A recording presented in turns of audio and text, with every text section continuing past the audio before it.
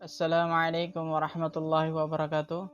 Alhamdulillahi rabbil alamin, wassalatu wassalamu ala asrafil anbiya wal mursalin wa ala alihi washabihi ajmain. Nama saya Amirullah, dari kelas D22 Daring, program studi pendidikan agama Islam, Sekolah Tinggi Ilmu Agama Islam Al-Kifayah Riau. Di sini saya akan mempresentasikan tugas mata kuliah Sejarah Pendidikan Islam yang diberikan oleh Ibu dosen Haryuni Haryati MPD dengan judul Sejarah Pertumbuhan dan Perkembangan Pendidikan Islam Pengaruh Yunani. Kita masuk materi bahasan. Yang pertama, latar belakang. Pendidikan Islam tumbuh dan berkembang sejalan dengan adanya dakwah Islam yang telah dilakukan oleh Nabi Muhammad SAW. Berkaitan dengan itu, pendidikan Islam memiliki corak dan karakter yang berbeda, sejalan dengan upaya pembaruan yang dilakukan secara terus-menerus pasca generasi Nabi Muhammad SAW. Sehingga dalam perjalanan selanjutnya, pendidikan Islam terus mengalami perubahan, baik dari segi kurikulum maupun dari segi lembaga pendidikan Islam yang dimaksud. Itu artinya bahwa sesungguhnya adanya upaya perubahan walaupun sedikit. Benar-benar terjadi tampak dan terjadi secara alamiah dalam pendidikan. Yang kedua, rumusan masalah. Adapun rumusan masalah yang pertama yaitu apa pengaruh Yunani terhadap Islam. Yang kedua, apa metode, media dan materi pendidikan Islam. Yang ketiga, apa dampak pendidikan Islam dari segi politik, sosial dan budaya. Yang selanjutnya, tujuan penulisan. Yang pertama, memahami pengaruh Yunani terhadap Islam. Yang kedua, memahami metode, media, materi pendidikan Islam. Yang ketiga, memahami dampak pendidikan Islam dalam segi politik, sosial, dan budaya. Selanjutnya, pembahasan.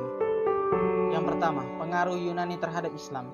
Filsafat Yunani mulai berpengaruh di kalangan ilmuwan Muslim pada masa pemerintahan Bani Umayyah, yang mana metode-metode berpikir yang digunakan oleh filosof Yunani memberikan motivasi bagi ilmuwan Muslim untuk lebih banyak berkarya dalam kemajuan pendidikan Islam, sehingga muncul ilmuwan seperti Jabir Ibnu Hayyan, Al-Kindi, Ar-Razi, Al-Khawarizmi, Al-Farabi, Ibnu Umar Hayyan, Ibnu Rushdi, dan sebagainya. Melalui merekalah pengetahuan Islam telah melakukan investigasi dalam ilmu kedokteran, teknologi, matematika, geografi, dan bahkan sejarah.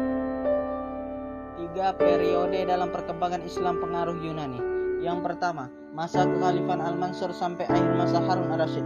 Pada masa inilah mulai diterjemahkannya berbagai buku seperti Halilah wa Dimnah dari mitologi Persia, Simbad dari India, dan buku-buku logika atau mantik Aristoteles. Di antara penerjemah yang sangat terkenal saat itu ialah Ibnu al-Muqaffa, Georgias bin Jibril, dan Yohana. Pada periode inilah aliran Islam yang sangat rasional mulai bersentuhan dengan buku-buku filsafat Yunani. Periode kedua, periode Al-Ma'mun, yaitu dari tahun 198 sampai 300 Hijriah. Ma'mun khalifah yang banyak berjasa dalam menerjemahkan karya-karya Yunani yang dibaca oleh karya ilmuwan Muslim ini memberikan motivasi untuk menggunakan logika dalam membahas ajaran Islam dan mengembangkan serta menemukan berbagai macam ilmu pengetahuan yang baru. Periode ketiga adalah periode pasca Al-Ma'mun yang memunculkan berbagai penerjemah handal seperti Mata' bin Yunus, Sannan bin Thabit, Yahya bin Adi, Ibnu Zurrah. Pada periode ini pun yang mendapatkan porsi terbesar adalah penerjemah buku-buku filsafat, terutama karya-karya Aristoteles. Selanjutnya, metode pembelajaran PAI. Yang pertama, hikmah atau kebijaksanaan. Yang kedua, maulidah hasanah atau nasihat yang baik. Yang ketiga, mujadalah, dialog dan debat. Kemudian, media pembelajaran PAI. Yang pertama, media auditif adalah media yang hanya mengandalkan kemampuan suara saja. Yang kedua, media visual adalah media yang hanya mengandalkan indera penglihatan. Yang ketiga, media audiovisual adalah media yang mempunyai unsur suara dan unsur gambar. Materi pembelajaran PAI. Yang pertama, pengajaran keimanan. Yang kedua, pengajaran akhlak. Yang ketiga, pengajaran ibadah. Yang keempat, pengajaran fikih. Yang kelima, pengajaran usul fikih. Yang keenam, pengajaran qiraat Al-Quran. Yang ketujuh, pengajaran tafsir. Yang kedelapan, pengajaran ilmu tafsir. Yang kesembilan, pengajaran hadis. Yang kesepuluh, pengajaran ilmu hadis. Yang kesebelas, pengajaran sejarah. Dan yang terakhir, pengajaran tarik tarsyri. Selanjutnya, pemberdayaan masyarakat. Pada konteks pemberdayaan masyarakat dapat dilihat dalam berbagai sisi, yaitu pertama adalah menciptakan suasana atau iklim yang memungkinkan potensi masyarakat berkembang. Yang kedua adalah memperkuat potensi atau daya serta upaya untuk mengembangkannya.